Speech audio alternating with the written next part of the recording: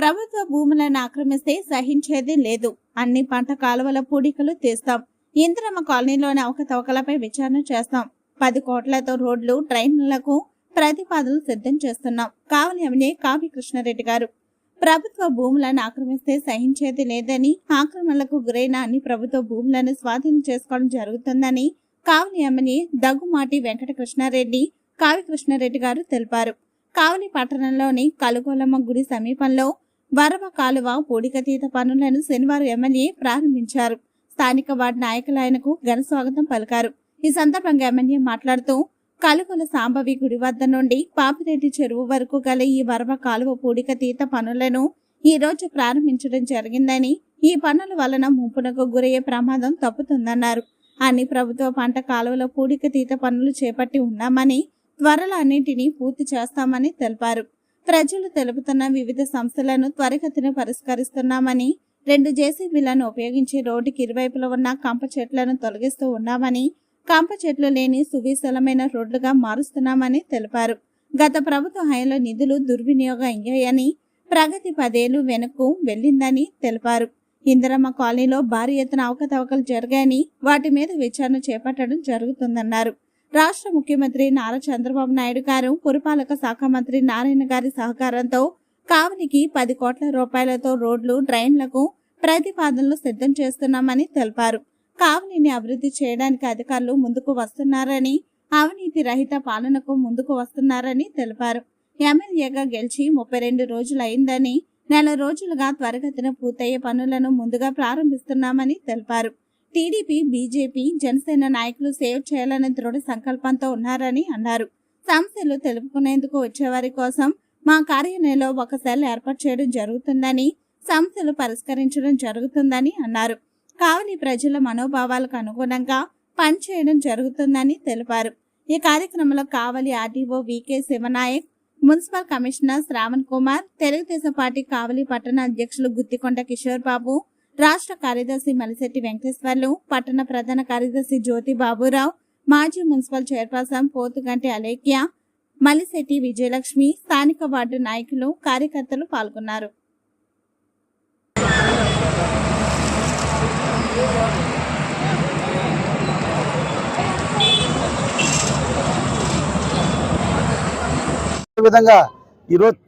ఈరోజు ఈ కార్యక్రమానికి నాంది పలకడం జరిగింది.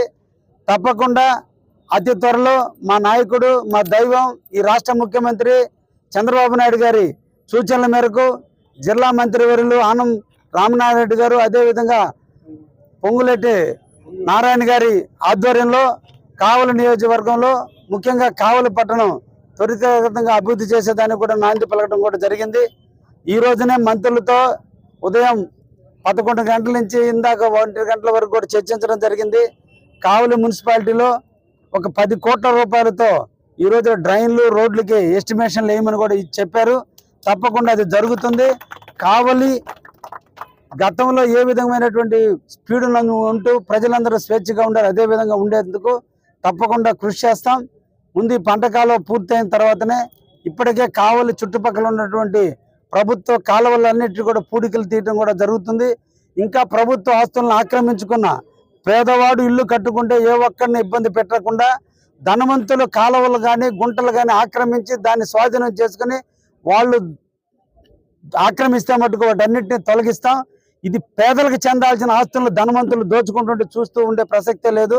కావలిలో ప్రతి ఒక్కరూ స్వేచ్ఛగా జీవించాలి. పేదలందరూ కూడా కూడు గుడ్డ నీటితో బతకాలి. అందరూ కూడా హక్కుదారులు, అందరూ కూడా స్వేచ్ఛగా ఉండాలి, అందరూ ఆనందంగా ఉండాలి. ఎక్కడ నిరుపేదలు నివసిస్తున్నా వాళ్ళందరినీ కూడా సౌకర్యాలను ఏర్పరచాల్సిన బాధ్యత కూడా తప్పకుండా తీసుకుంటాం. అతి త్వరలో అవన్నీ కూడా పూర్తి చేయడం కూడా జరుగుతుంది. ఈ ఇందిరమ్మ కాలనీలో చాలా అవకతవకలు జరిగి ఉన్నాయి. చాలా మంది బినామీ పేర్ల మీద, దేవుడి పేర్ల మీద, దెయ్యాల పేర్ల మీద పేర్లు పెట్టి ఇళ్ల పట్టాలు తీసుకుని ఆధార్ కార్డులకి లింకు లేకుండా తీసుకుని స్వాధీనం చేసుకున్నారు. వాటన్నిటి మీద కూడా విచారణ చేయబడుతున్నాం. ఈ ఆస్తులన్నీ పేదలకు చెందాలి తప్ప ధనవంతులు ఆక్రమిస్తే ఏ ఒక్కరిని ఉపేక్షించలేదు. కావలిలో కొన్ని సంవత్సరాలుగా పాతుకుపోయిన అవినీతిని తప్పకుండా ఎండగడతాం. మంచి అధికారులు కావలిలో ఉన్నారు. వాళ్ళని అన్నిటినీ రకాలుగా భయపెట్టి భయభ్రాంతులకు మధ్య గతంలో దోపిడీలు చేశారు. ఈ రోజున అదే అధికారులు ఈ రోజు స్వచ్ఛందంగా ముందుకొచ్చి మేము ఈ కావలిని బాగుపరుస్తామని ముందుకొచ్చారు. మంచి అధికారులు ఉన్నారు. అధికారులు ప్యాకప్ పెట్టుకొని తప్పకుండా కావాలని ఒక మంచి సుందరమైనటువంటి నగరంగా తీర్చిదిద్దే దాంట్లో తప్పకుండా ముందుంటారని కూడా కావలి ప్రజలందరికీ కూడా తెలియజేస్తూ భవిష్యత్తులో ఇంకా మంచి కార్యక్రమాలు జరుగుతాయి. ముఖ్యంగా తెలుగుదేశం, జనసేన, బీజేపీ నాయకులందరూ కూడా స్వచ్ఛందంగా నిరంతరం వ్యాపారాలు అన్నిటిని వదులుకొని కావలికి సేవ చేయాలని ఒక దృఢ సంకల్పంతో మా నాయకులందరూ ఉన్నారు. మంచి నాయకులు ఉన్నారు. ఏ ఒక్క సమస్య వచ్చినా ఈ వార్డుల్లో ఉన్న మా నాయకులకు తెలియజేయండి. తప్పకుండా నా దృష్టికి తీసుకొస్తారు. అతి త్వరలో కావలిలో మా ఇంటి దగ్గర ఒక సెల్ కూడా ఏర్పాటు చేస్తాం. ఎవరు వచ్చినా కూర్చున్నా వాళ్ళ సమస్యలు పరిష్కరించి వాళ్ళు ఇమీడియట్ కూడా పరిష్కారం చేసే దిశగా కూడా ముందుకు అడుగు వేస్తామని కూడా తెలియజేస్తూ మీరిచ్చిన ఓటు మురిగిపోకుండా మీరిచ్చిన ఓటుతో అవినీతి రహితమైనటువంటి పాలన అందించేందుకు తప్పకుండా మీ కావ్య కృష్ణారెడ్డి కృషి చేస్తాడని కూడా తెలియజేస్తూ ముగిస్తున్నాను. ధన్యవాదాలు. నేను ఎమ్మెల్యేగా గెలిచి 32 రోజులు పూర్తి చేసుకున్న తరుణంలో కావలి ప్రజలందరికీ ఈ సందర్భంగా మరొకసారి ధన్యవాదాలు తెలియజేస్తున్నా.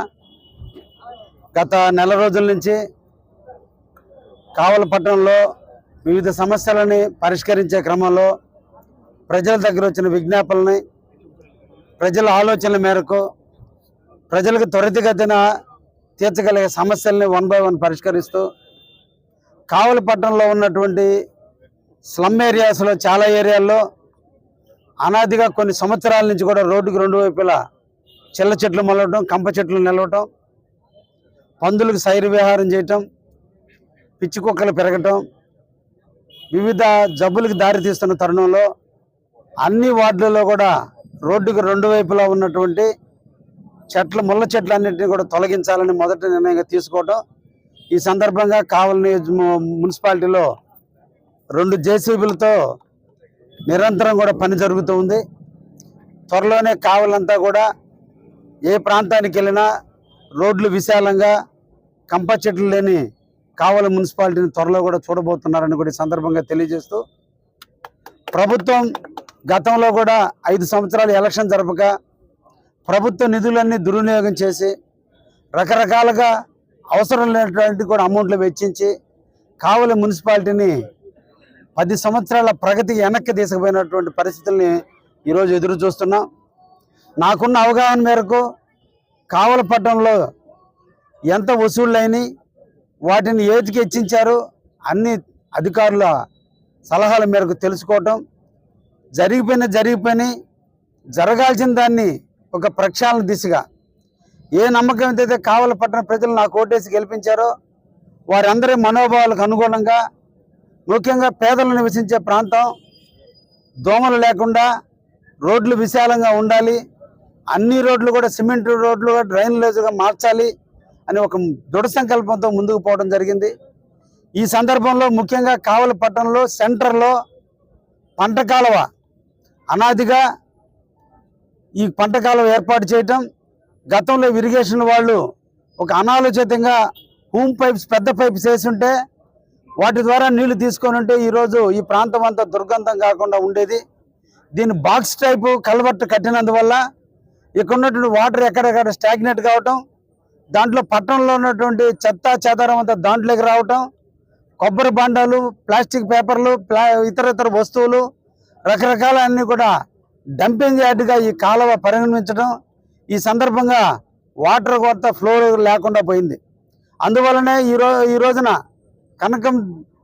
కలుగోలం శాంబావి దగ్గర నుంచి పాపిరెడ్డి చెరువు వరకు ఉన్నటువంటి ఈ మురికినంతా తీసి ఈ 2 ప్రాంతాల్లో నివసించేటువంటి ప్రజలందరూ కూడా దుర్గంధం లేకుండా, అదేవిధంగా దోమలు వివిధ రకాలైన